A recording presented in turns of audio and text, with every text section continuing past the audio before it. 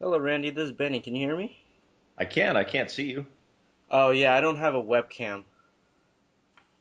It's 2012, Benny. I know, I have a laptop with a webcam, but I'm on my desktop, which has better speeds. Oh boy, I don't know about this. Would you like to be on a webcam with me? No, I don't care. Go ahead. Okay. Um, so I would just like to start off by thanking you for interviewing with me. So did you catch the game tonight? I did. I just finished watching it. Yeah, what was your impression on the game tonight? Boy, I love the intensity. Especially after the Rangers played a game seven, I didn't know how much they'd come out with, but by the time, halfway through the first period, they were right there. New Jersey's, they pressure the puck so much. I forget sometimes when I'm watching the games how fast the NHL is now, but they just play so fast, and I was impressed by how fast they were, how intense the Rangers were after a game seven. Obviously, the Rangers blocking all the shots, to make it. I don't want to say an easy shutout for Lundqvist, but 21 saves isn't like standing on your head. Right. Although the save he made off Kovalchuk in the third period was pretty huge, but uh, full credit to the Rangers. I mean, they bounced back after a tough series, and they didn't look like they were fatigued. But it might show in game two. We'll see. Yeah, I definitely think Stahl had a great game, don't you think? Yeah, he was really good. Yeah. They're just a good solid team. They're a lot like LA. They have good depth and they have good skill to go with that depth, and they work hard. Yeah, speaking of LA, I mean, what do you think about the playoffs? I mean, if you made me choose a team or two teams from the West, LA and Phoenix weren't exactly my top two choices this year. Well, I think a lot of people thought LA would be good, and that was coming out of training camp, and that's even before they got Carter. Um, but then the regular season happened, and they just squeaked in at the end and finished eighth. And I think some people lost their faith in that team. But if you look back through the whole year, they were 29th or 30th in scoring all year, yet they were staying in games. They weren't getting blown out. They were hanging, and they were winning close games, losing some close games, but winning a lot of low-scoring close games. And you just felt like if they could ever get their offense together, they could be really dangerous because they played so well defensively. And sure enough, that's what's happened now. They're getting great series out of Kopitar and Dustin Brown in particular, among many. The support players who've come in at the last minute, King and Nolan, they've been really good. And I don't know, the puck moving defenseman, Voinov, he's been great. Doughty's playing the best he has all year. Yes, he has. And, even though Jonathan Quick let in a goal from center ice, it didn't shake him to the point where he couldn't win the game. So that tells me he's pretty mentally strong as well. So I would say this: if you would have said at the beginning of the year the Western Conference Final would have been between two Pacific Division teams, and you would have said the Sharks wouldn't have been one of them, I would have said you're crazy. But sure enough, that's the way it's turned out. Yeah, do you think Daryl Sutter had anything to do with their success down the line? Absolutely. I mean, he's come in there and settled them down and given them a lot of confidence and just let them go out there and play. I'm not saying that he didn't bring in some systematic and structural changes to the way they play as well, but I think he just tried to take pressure off the key guys. Daryl's a smart coach. He's not the same coach he was when he was in San Jose. He's not even the same coach as he was when he was in Calgary. Yep. He's learned throughout his career that you have to adapt to the times, to the style of play, and to the players you have. And he's working his magic right now with LA. And I mean, gosh, what are they, 6-0 on the road? That's Yeah. So which player do you think had the biggest breakout year this year? in the NHL. In the NHL or the Sharks or just in general? Well, I would say in the NHL it's Claude Giroux. He was, we knew he was a good player before, but I don't think anybody thought he was this good. Right. And for my money, he was the best player in the league this year. And yeah, as far as offensive players go, he was just terrific, exciting to watch. And unfortunately, Philadelphia just seemed to um, shoot their load against Pittsburgh and Yep. couldn't sustain it after that. But boy, he was really fun to watch. Just an exciting, dynamic offensive hockey player. Just great to see. We keep thinking Crosby, Ovechkin, Yeah. and all of a sudden somebody like that breaks through. and you just go, where the heck did he come from? But he's the real deal. So on the flip side, who do you think had the biggest slump of their career this year? Hmm. Well, there's guys based on what they've done before, then based on expectations. I mean, I don't think Ovechkin had a very good year. Nope. Then when it got closer to the playoffs, he had a better year. Uh, if you're going to pick a guy who I think it was going to be critical for his team to have a really good year, it was probably Ryan Kessler. Mm-hmm, mm-hmm. And people, cover of video magazine, cover boy of video games and things like that. Star of the future, and I know injury had something to do with that too, but injuries factor into slumps. And he wasn't right at the end of last year's playoffs, and now he needs surgery again on the shoulder. So I guess there's probably somebody else out there who had a bigger fall from grace, but he certainly would be near the top of the list. Yeah, I definitely think so. And personally, I also think Ryan Getzlaf was kind of lacking this year. They had a lot of expectations for him, and he just couldn't pull through. It seems like at times he was just tired on the ice. Yeah, I would agree. He's another one of those players who just never quite got it together the way you expected him to. Yeah, those are two from our conference. And of course, we see our teams here so much more than we see teams elsewhere. But those were guys who really had tough years. And if you look at the other conference, I guess you could pick somebody like Scott Gomez, who was brought into Montreal to be a key guy for them. And obviously, he went most of the year without even getting a goal. Right, right. So, speaking of slumps, what do you think the Sharks will have to do next year to become an elite team once again, since this year was far from ideal for them? Well, I'm that's above my pay grade. It's Doug Wilson's job, but they weren't an elite team this year, and I don't know if you can get right back to being an elite team next year. It's not as hard as it used to be in the NHL to get better quickly, but the Sharks have already made a lot of trades slash moves in the last 2 years. They've used draft picks. They've traded top prospects like Charlie Coyle, and uh, and they ended up, winning one playoff game this year as opposed to going to the conference final last year. So, I mean, I hope it's not going to take them a while to get back to a conference final, but it might. And in general, I just think that in today's NHL, you got to get younger, you got to get faster, and I think you have to get grittier, and that you have to be more physical, and I guess that comes with being younger and faster. Um, and those are general areas. I mean, I'm not going to tell you they should go out and get this player or they should go and trade this player. That's not my job. But just looking at the way the Sharks were, you know, want to pick something in particular, the penalty kill. Right, They right. just weren't they weren't fast enough. They weren't aggressive enough. And some of that might be systematic, but you can say all you want about the style of the coaching staff. You have to have players to execute things properly, and the Sharks have some of those players, but they need more. So you mentioned going younger and faster. So what do you think about like the Setaguchi trade, the McGinn trade for players like Winnick, Gagliardi, and Burns? Well, I mean, the Sharks wanted to upgrade their defense, and Brent Burns was a pretty solid option. And I thought for a first year with a whole new system and a whole new organization, if you look at his whole year, he was good. He wasn't all-star, and obviously the Sharks didn't get very far in the playoffs with his addition. But I like that move. Um, as far as the rest of it goes, we'll have to wait and see. I mean, obviously with last year's team, including Setaguchi and Heatley, they went to the third round, and this year with the moves they made and trading those two players in particular, they thought they would be able to go to the fourth round, and they didn't get out of the first round. So Right. at least this year it didn't work. That's not to say that some of those players aren't going to be key factors going down the stretch, but you're in the NHL. It's like all pro sports. You're measured on what you've done right now, and show me what you did today. And this year the Sharks didn't get it done. So for this year, were those trades a success? Obviously they weren't, but those trades may turn out to be a success going forward into next year or beyond. Who knows? Right, and I think, us fans, we all hope that's the case. I mean, I'll say right now, I was a Jamie McGinn fan.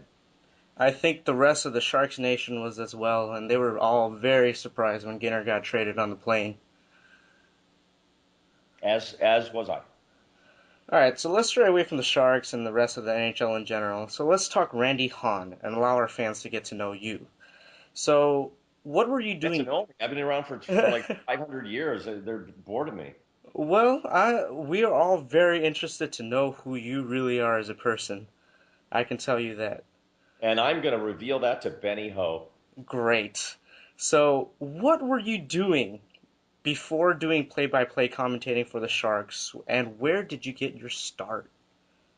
Well, I'll just tell you right before I did the San Jose Sharks, I did in the NHL, I did the pregame show for the Los Angeles Kings. I did that for 2 years. So that would have been 89, 90, 90, 91. So I was on for a half an hour before the game. It was called King's Corner.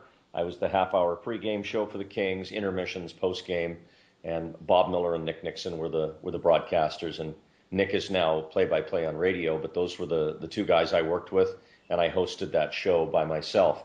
Um, Prior to that, for 10 years, I was the play-by-play voice of the San Diego Sockers of the North American Soccer League slash Major Indoor Soccer League. So most of that time I was doing indoor soccer, and in 10 years, San Diego won the championship 9 times. So I have nine Wow. championship rings from indoor soccer. And it served me well because even though I was from Canada and knew the game of hockey, I wasn't doing it in the US. I was doing indoor soccer at that time, but it's basically the same game. Three forwards, two defenders, and a goalkeeper, and it's played on the same surface with AstroTurf on it if you've ever seen an indoor game. Yes, I have. So, we were going into St. Louis and playing in the same arena that the Blues were in. We were playing at the Forum in Inglewood where the Kings played, except it was indoor soccer. So it was good training for me, good play-by-play training for hockey to be doing that. And I had always hoped to get a chance to work in the NHL, but the options were limited. There was only one team in California, and I was living in San Diego, and that team was LA.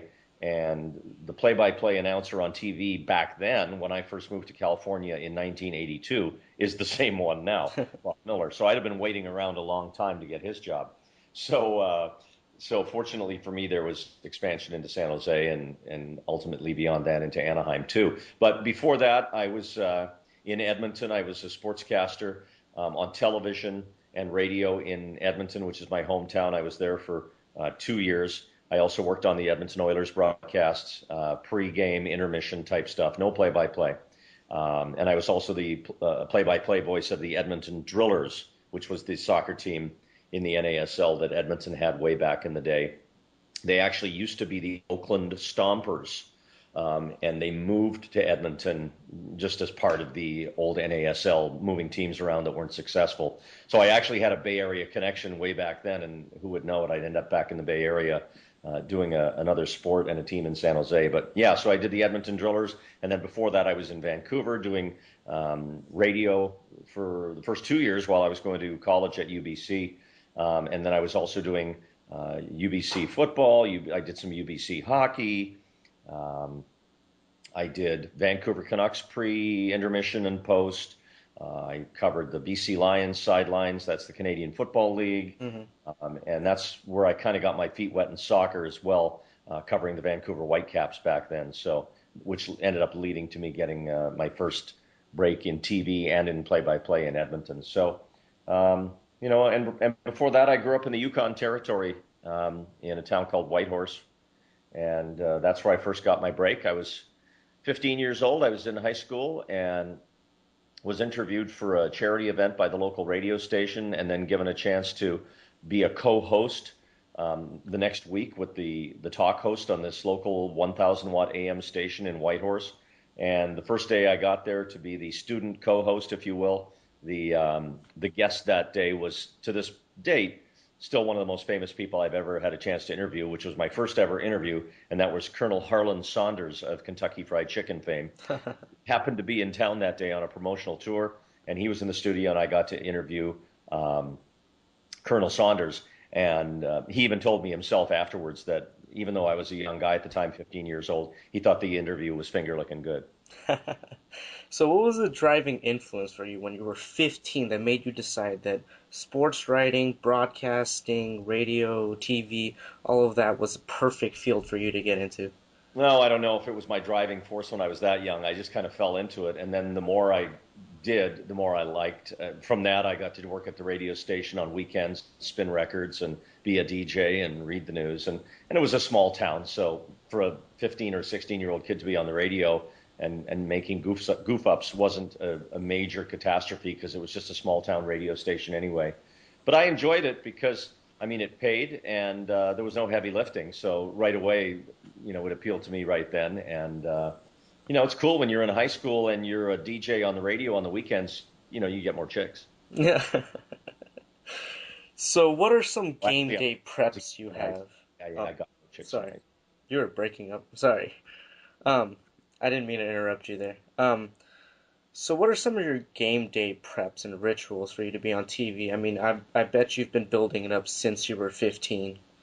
Yeah, well, game day it is very much a ritual for most of us announcers, and we all have little quirks in it. But there's so much non-game day, constantly checking the internet, and when we're traveling, we're with the guys all the time and on the team plane, so you're always around the scene. But a typical game day for me is, getting up at 8 o'clock in the morning, say on the road, and checking the internet and hopefully watching the highlights from the night before if I haven't already seen them, because often we'll go out the night on an off night when we're on the road. We'll go somewhere to a sports bar and watch, other games that are of interest to us. But if I haven't seen those, I'll do that. Get caught up on the night before in the NHL, and then just there's a couple of websites I like to go to. Kukla's Corner is probably the first one I always go to because it's a great compilation website of everything that's happening in the NHL, and they put it all into one place, so I don't have to go all over to try and find it. And and then I'll check Twitter because there's so much information on there. Plus our two beat writers, Kevin Kurz from Comcast Sportsnet and David Pollock from the Mercury News, they're on there all the time. So if there's been any news that I might not know about or anything that has changed from the night before, those guys are on it, and I can kind of feed off them. Plus BoT.BHo's on there all the time too. I think he lives on Twitter, and so I'll get caught up in stuff like that, and then I'll get on the team bus at 10 o'clock in the morning, grab a coffee before and get on the bus and go to the morning practice, and that's where both teams skate. So I'll first see the home team if we're on the. If I'm giving you the example of a typical day on the road. Right. See, for example, if we're in St. Louis, the St. Louis Blues will come on at 10:15 a.m. and we'll watch them skate around for a while, and they will skate in their line combinations usually for that night. So that's good info because now you know who's playing and who's on what lines and what defense pairs are playing, and you'll also get a chance to see who the starting goalie is because in the morning practice, the starting goalie usually leaves the ice first, and then the backup will stay and let the guys take extra shots and things like that. So you immediately accomplish some information there. Plus, you're seeing the visiting team's announcers or the other team's announcers. So you chat with Darren Pang and Kelly Chase and John Kelly and Bernie Federko and all the guys from St. Louis and kind of find out what's going on with them and what's new. And we swap stories and share the information that's appropriate with them. Try not to give them too many secrets because it could end up back in Ken Hitchcock's office if we give them like top secret information, Right. and not that we ever know it. And and then we get a chance to go into the St. Louis dressing room and we talk to their players. And then there's a session with the coach, so we get a chance to talk to him. And then that whole process repeats itself again at 11 o'clock or 11:30 with the Sharks, and then they come out and go through their lines, and then we get access to the Sharks players and the coaches. And then we'll go back on the bus back to the hotel, and typically that's when I like to work out. I've gotten into running the last 3, 4 years. Um, I didn't want to be fat and ugly, so I decided that I had to drop some pounds and try and stay youthful in a youthful business, which is a challenge with all these finely tuned athletes. I'm never going to look like them, but at least I want to stay in reasonable shape. So I usually work out in the afternoon, and that's always a good prep for me too, because it gives me a chance to think about the game and think about the things that you might want to talk about that night. And then it's after that, it's get ready and get packed and check out of the hotel by about 4 o'clock in the afternoon or 4:30, and then get back on the bus with the players, go back to the arena, get there at 5, grab a quick bite to eat, and then go up to the broadcast booth and then, kind of recheck the internet and go over my notes that I've put together for the last couple of days on the game. And then when the players come out a half an hour before face-off, say at 7 o'clock for a 7:30 game, kind of closely watch that warm up, especially when they skate the lines again, because then we'll see if anything changed from the morning. And also just keep an eye. I mean, sometimes a guy will get shot with a puck in a warm up and he gets cut and he can't play. And if you're watching, you can pick things like that up. So it's kind of important for us to watch that warm up for about the first 15 minutes. And then, and then we usually rehearse what Drew and I are going to do on the opening of our telecast, that first 3 minutes when we set the tone for the game. And we rehearse that, and then we do usually do a pregame hit at the end of the Comcast pregame show where they come to us for 30 or 60 seconds to talk about a topic that's germane to that night. Hmm. And then it's time to go on the air, and we're live. We usually don't like to tape our open. We like to have it live. It feels better. I think the fans know the difference between something that's been taped and live. And to me, when I turn on the TV to watch a game, I want to see if it's a live broadcast, then I want the announcers to be live at the beginning too. So we have that philosophy, and we do it that way. And every once in a while, there's a little flub up or a glitch, but I think the fans would rather have it live. So, and then once the game starts, it's 2.5 hours of unscripted ad libbing, and you just have to see it and say it. That's my job is to see the player with the puck and say his name correctly, and then Drew's job is to analyze what he did with it. And that's oversimplifying what we do, but that basically is what we do. I call out names, and when the puck crosses the net, line into the net, and Drew talks about how that happened. So have you always been very good with names? Because I notice when you're doing commentating, you barely ever slip up on the names. I think probably my training in soccer was really helpful because, especially in the early years of the NASL, before there was an influx of American talent, almost all the players were from elsewhere. So whether that was from Central or South America, or if it was in Germany, or from Yugoslavia, or from Slovakia, or Hungary, or Russia, I've seen it and said it all. And that includes I've done 3 World Cups. So, I did a World Cup game in Dallas in 1994 at the Cotton Bowl, and it was Germany against South Korea. And of the 11 players on the field for Korea that game, 9 of them had the same last name, Park.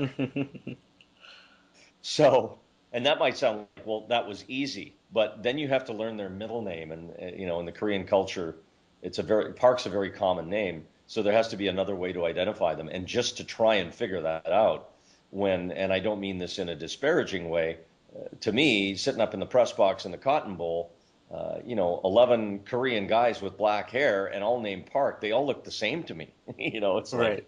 how do you figure that out? And the only way you can figure it out is with numbers. The problem in the World Cup is they change numbers every game, and you don't get the numbers until 30 minutes before they kick off. So that makes it a little more challenging. But I really do think my background in soccer probably prepped me very well for at least the difficult names in hockey. That's very interesting that you say the soccer actually did help you out. Um, so what would your alternate career be if you never got into sports, never got into broadcasting or journalism? I would say George Clooney's arch rival in the acting community. That would be my first choice. I would like to go straight up against him as an A-lister in Hollywood, if I wasn't doing what I do now. I definitely don't think he stands a chance. Well, I don't know. I think if he sticks with it, he's got a chance to have a pretty successful career, just based on what I've seen. So, what do you do during the off season? Like, say there's no more hockey out there, Stanley Cup's won. What do you do for fun, or just day to day? Well, I mean, a lot of it is catching up with things that you push aside during the season. I think this year we were in a hotel for between 120 and 130 nights. So when that's compacted into a 7 month period of time, you're away a lot. So a lot of it is catching up on things like that and catching up on family time. And I have family in Canada, so I try and get up there a few times over the off season. Have a place there on Vancouver Island, which I'm hoping to spend more and more time at each and every off season.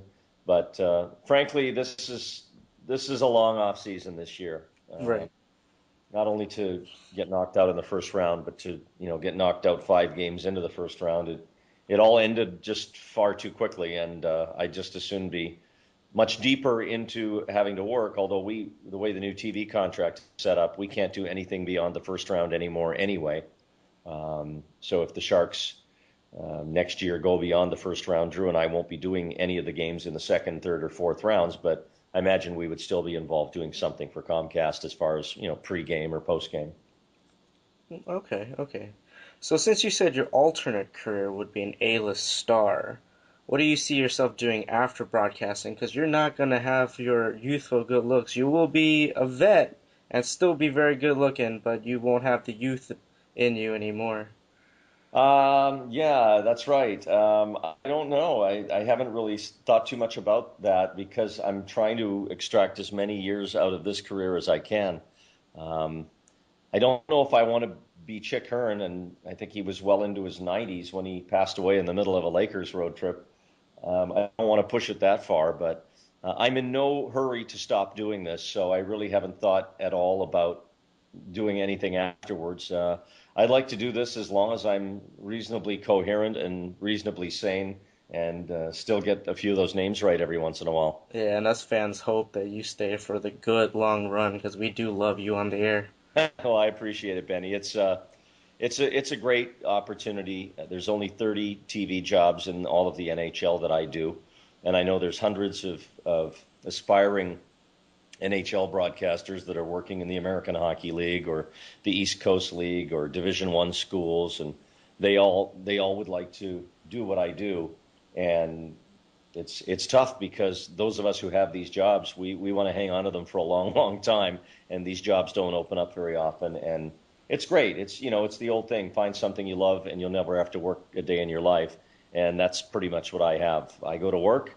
There's 17 or 18,000 people there when I go to work. You can smell hot dogs cooking and burgers cooking, and everybody's there to have a good time and have something to eat and have something to drink and enjoy a hockey game. And then once they drop the puck, you never know what you're going to see. Every day at work is different.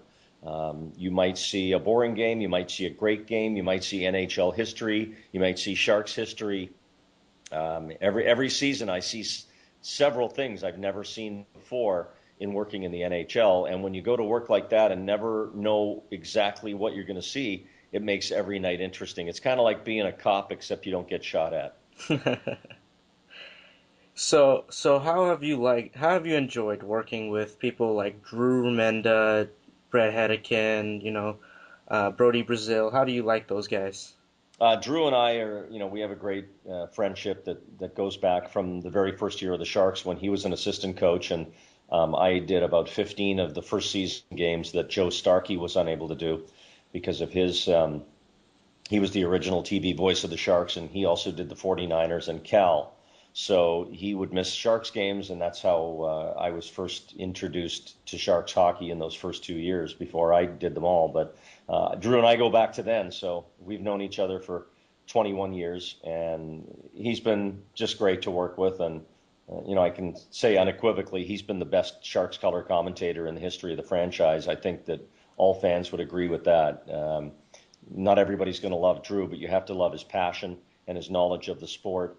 And also, I love the fact that he's willing to have a little bit of fun and have a good time, so that every broadcast isn't like going to a sermon. We want our fans, the Sharks fans, to obviously get the nuts and bolts of what's going on in the game, but we want them to be entertained. It's an entertainment business. That's what we're involved in, and Drew's a perfect fit with me for that. We've had in the last few years an influx of new talent on the broadcast. Brett Hedican's a natural for it. He's got so much energy, and again, the passion for the sport. You can just see it in the way he conducts himself on the air, and he makes that good point that a current former player or that a recent former player might be able to make that maybe even Drew would overlook because Drew is looking at it more from a coaching and analytical point. Brett's not that many years out of having played with the Ray Whitneys, for example, that he can make points about those players and their style of game that really resonates well. Curtis Brown, really nice addition this year, and he's bumped up the credibility of our telecast. Dave Maley's been there for a year now, a few years now, and this is the great thing. I mean, even though Hedekin didn't play for the Sharks, you've got now former NHLers who live in our area that Comcast can go to and put on TV. And it's not like you're trying to force feed the fans somebody who doesn't really know the game. These guys played it. In Hedekin's case, he won a Stanley Cup. Dave Maley won a Stanley Cup. These guys know the sport, they know the game, and you're going to get some great stuff from them all with their own styles. And then, somebody like Brody, who really didn't have a hockey background at all, just a Bay Area TV guy and a young guy with a lot of energy and a lot of passion for being a sportscaster. And they gave him the Sharks beat, and he's dived in head first.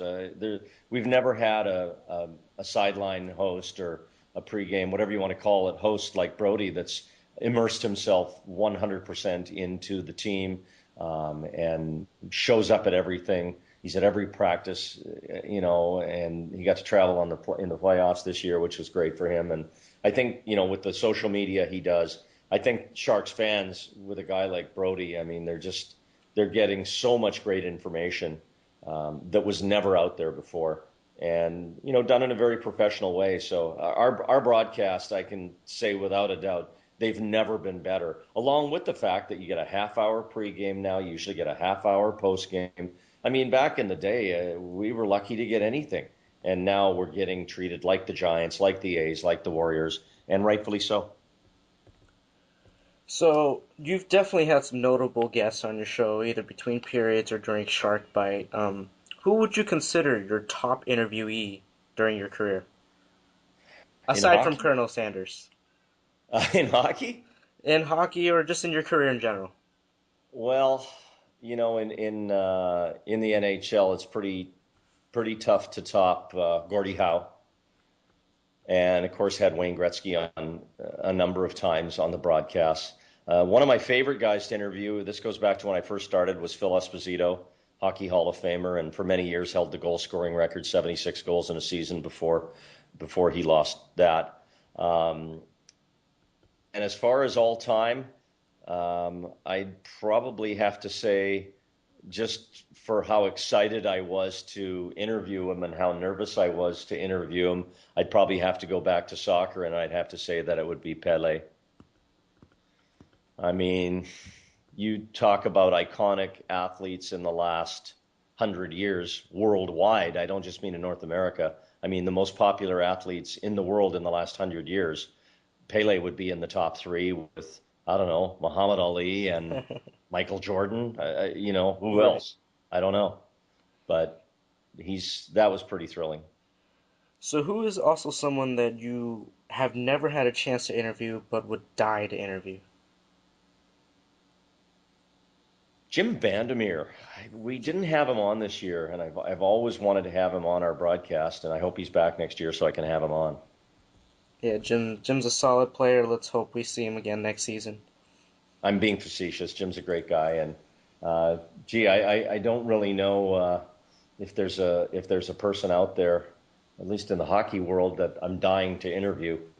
It's funny with interviews because usually we only have about 90 seconds, and a lot of times the players are out of breath because they just finished the game or they're in between periods. I've always found that the stuff you get when you talk to the guys one on one when there isn't a camera around, those are far more interesting conversations than when the TV camera gets turned on. Most people, once the camera comes on, become a lot more guarded and a lot less interesting. Right. So now let's go to some questions that our fans wrote to us that they want to ask you. Uh-huh. As the Sharks voice, what are some of the best moments you've had with the Sharks? Well, best moment would be Jamie Baker's goal in Detroit. That's still the biggest goal in Sharks history, and I was involved with a group that kind of helped start the movement to bring the team to San Jose. It was called Pro Hockey San Jose, which we started back in the late 80s, and we tried to develop what we hoped could be a season ticket base by trying to drum up support for bringing a team to the new San Jose Arena at that time.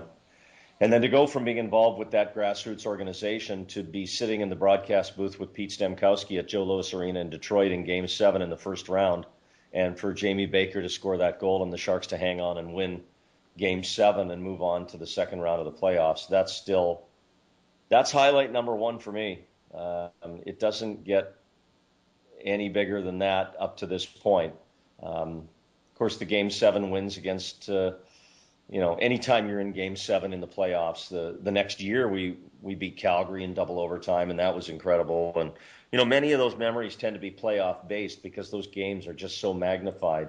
And the Game 7 against Calgary a few years ago when Jeremy Roenick had his 4 points, and Game 7 2 years ago against Detroit, Patrick Marleau getting the game-winning goal after Jeremy Roenick had called him out on national TV. I mean, those are all big highlights, and there's even some regular season games that stand out. Obviously, the come-from-behind win in LA last year in the playoffs, second biggest comeback in playoff history. I mean, that's one for the books.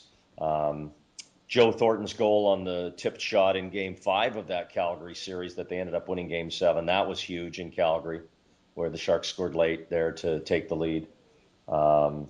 And gosh, there was a regular season game probably 10 years ago against Boston. It was in October. It was the beginning of the year, and the Sharks scored 3 late goals, like within the last 2 minutes. Marco Sturm, I believe, got the winner. We might have been 8 years ago. And, I think my call was, "This is unbelievable." I stretched out the word unbelievable. And it was only October, but it was just such an unbelievable game, and the place was going nuts. And you remember things like that because they're just they're really special moments. And I'll always remember my first game because the Sharks lost 9-0 in New Jersey. And my 1,000th game, obviously, that's a milestone. And unfortunately, we lost at home to Calgary in my 1,000th game. And Daryl Sutter was the general manager of the Flames at that time, and he was actually at the game. And he came up to the broadcast booth to congratulate me, and I reached out my hand, and he stuffed a whole handful of popcorn in my dress shirt. So that was his way of saying congratulations. So, on air, we noticed that you mention Facebook and the Twitter machine a lot. So, how much time do you actually devote to both of those? Well, a lot more during the season than I do now. Now that the Shark season's over, I'm just not compelled that much to be on there. To me, it's a way to connect with the fans about what's happening with the Sharks. And now that we're out of the playoffs, there's lots to talk about in the NHL, but I'm not at any of those games, and I'll comment here or there. But I'm on Twitter a lot just for gathering information about the NHL because there's so much good information out there. Depending on who you follow, you can get little tidbits that you can use on the broadcast. But I also like interacting with the fans, and we have Wi-Fi on our plane now. I call it the Wi-Fi. We have the Wi-Fi on our plane, so if we have the Wi-Fi, I'll get on the Twitter machine, and then I'll answer back maybe some things that I hadn't, some Twitter messages and stuff that I hadn't gotten around to answering, or do that on Facebook as well. It's a fun way to connect with the fans and make them feel a little bigger part of it, and I think, or I hope, it causes them to spend more time watching our broadcasts, or at least listening to them a little more carefully when Drew and I are on, or for Dan and Jamie on the radio. And hey, we're in the business of attracting ears and eyeballs to what we do. So any other little thing that can help enhance that is worth giving a shot. And people seem to like those two particular things. Yeah, don't you agree that, technology has definitely changed the news industry as very much, going from newspapers to TV shows. Now Twitter is being one of like the top news source to get sports updates, up to date, up to the second. You can just follow the right people and get the right news. Yeah, it's amazing. Everything's immediate now, and there's very few secrets anymore. When I was first starting in this business, I was a radio sportscaster in Vancouver, and this is way before the internet. And aside from what you would get on the news wire, it would be like a big typewriter machine that just churned out news stories. We also had what's called a clipping service, and this was a company that would physically clip out of newspapers articles that you had interest in. So I worked for the sports department at a radio station in Vancouver, and they wanted the clippings from all the East Coast newspapers in New York, Boston, Philadelphia, and in Canada, in Montreal and Toronto about the NHL. So once a week, we'd get a big fat envelope with all these little things that were clipped out of the newspaper, and a lot of it was news to us. Obviously, we knew the scores of the games night by night, but it's those little sidebar stories, the little things that you read after you read about the game, that second article about the game. Those weren't out there, and even if you got them a week later in the mail, it was still news, and you could still use some of that on the air. And now it's ridiculous. You would never talk about something a week old. But back then it was common. So, Randy, I know you're very busy and all, and I thank you for coming on, but I have one last question to ask you. Sure. It wasn't there this year, but is Late Night Confidential coming back? I think it might have run its course, Benny. Never say never, but it was fun for a couple of years, and we'll have to. I think it's just like technology moves on and it waits for no man. It might be time for us to come up with something even bigger and better than Sharks Late Night Confidential, or maybe I just have to kick it up to satin robes. I'm not sure. Oh, well, we all look forward to seeing that. Well, thank I you, don't know if you Randy. want to see me in a satin robe. You might want to rethink that. Oh, I think we do as fans. All right. Well, thank you, Randy, for doing this for us. I'm sure the fans at Blades of Teal would love to hear more from you in the near future. It's been an absolute pleasure and honor getting the chance to interview you.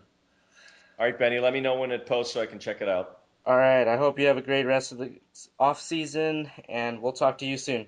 Thanks, man. We'll see you next season. All right, keep it real, keep it fresh, keep it real Yeah, keep it fresh. real fresh. Bye. Bye bye.